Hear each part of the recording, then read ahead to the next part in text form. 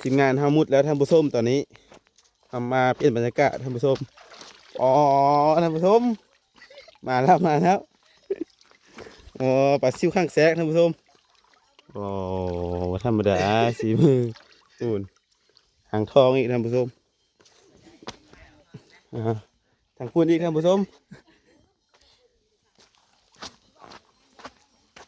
วันนี้เราเปลี่ยนบรรยากาศนะท่านผู้ชมนะนี่อีกตัวหนึ่งแล้วท่านผู้ชมเราก็ได้กบน้ำอีกไงนี่อบท่านผู้ชมบรรยากาศ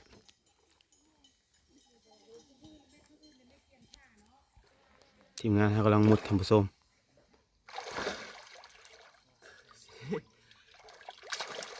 บรรยากาศนี่เรียกว่าน้ำโดนนะท่านผู้ชมนะทีมงานเรากำลังมุดท่านผู้ชมชอบเบิ้งเนาะ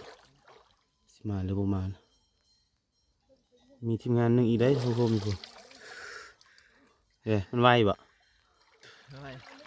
ว่ากับบ่ได้ไว้ยิ่งฮะมันยาวก็อันนี้เวลามันตานานอ่ะอันนี้มันคือทีมงานเราท่านผู้ชม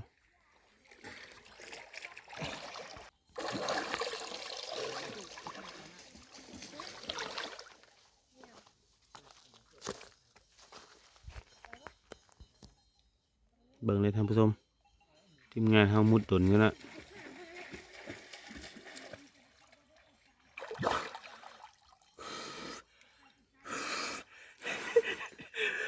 ทีมงานเฮาไปเจอปลาใหญ่แล้วตอนนี้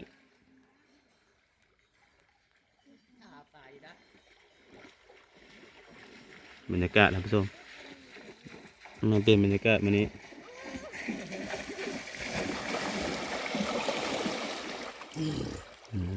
ท่านผู้ชมมุดแล้วตอนนี้มุดแล้วจอบแล้วเสร็จบลอดตอนนั้นบลอดแน่นอนเห็นแล้วท่านผู้ชมเห็นแล้วโอ้ลอดจนได้ท่านผู้ชม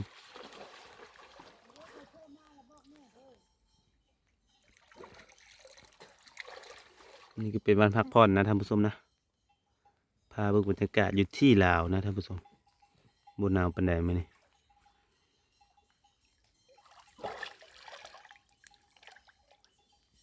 เบิ่งทางพ้นท่านผู้ชม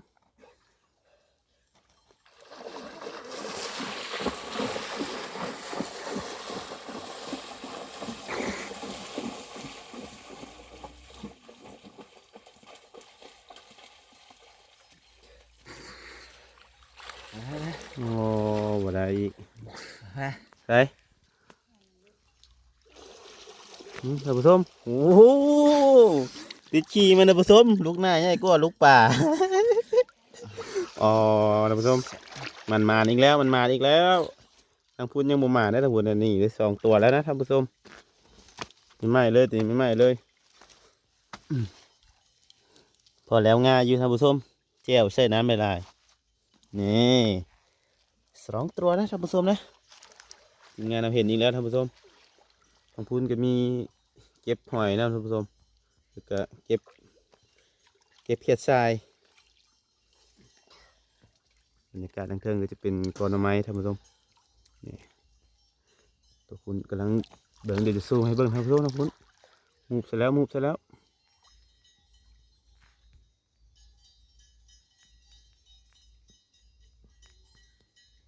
จุดจ่ออยู่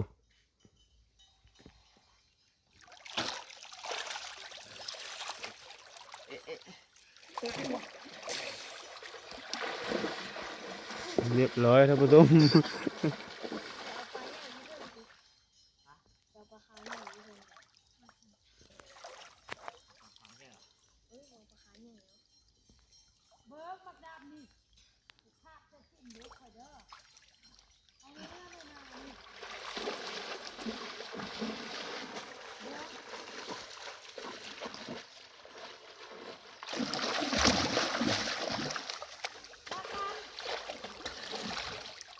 ปลายังจานคือมันบ่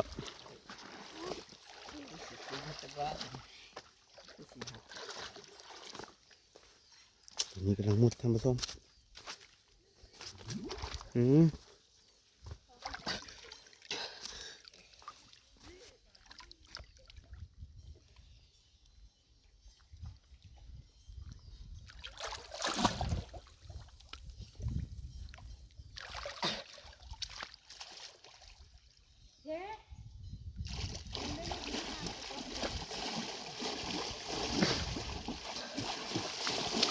ยังบ่เห็นเลยผู้ชมยังบ่เห็นอยู่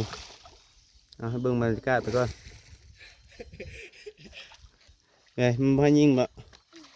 มันไวเนาะ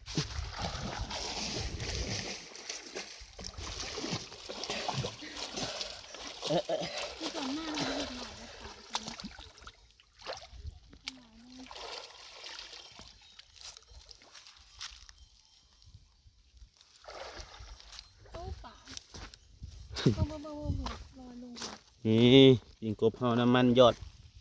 สัดๆเลยท่านผู้ชมโหนโอ้น้ำมันจะจอแล้วท่านผู้ชม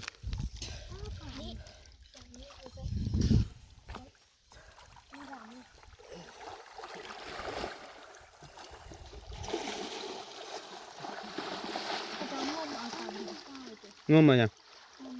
งมหอยบหรืองมเขียดชาย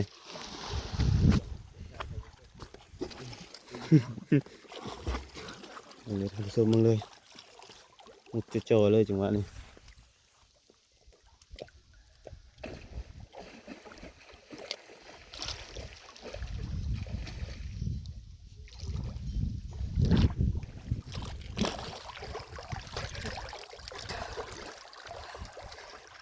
มันบ่ยิงว่ะ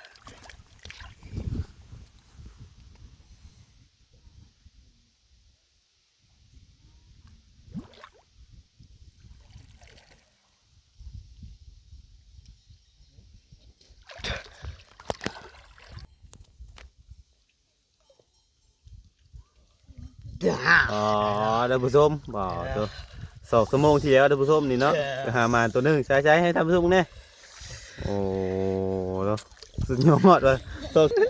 โอ้แบบนี้กันมาไหมไปจะได้ตัวเดียวแล้วกันฮะฮักจะยิงได้อยี่ติ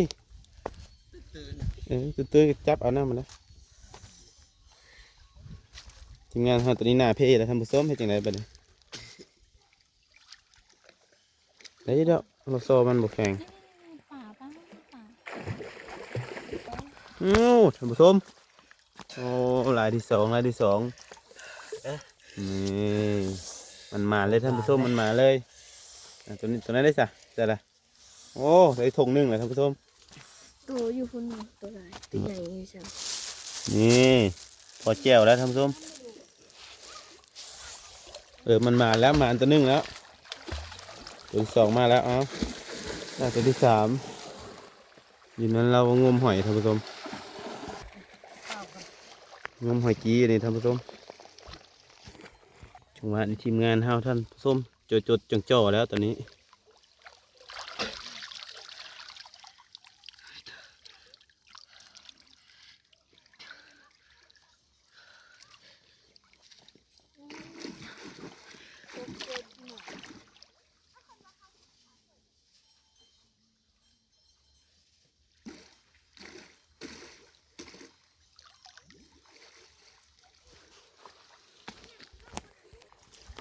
นี่ท่านผู้ชม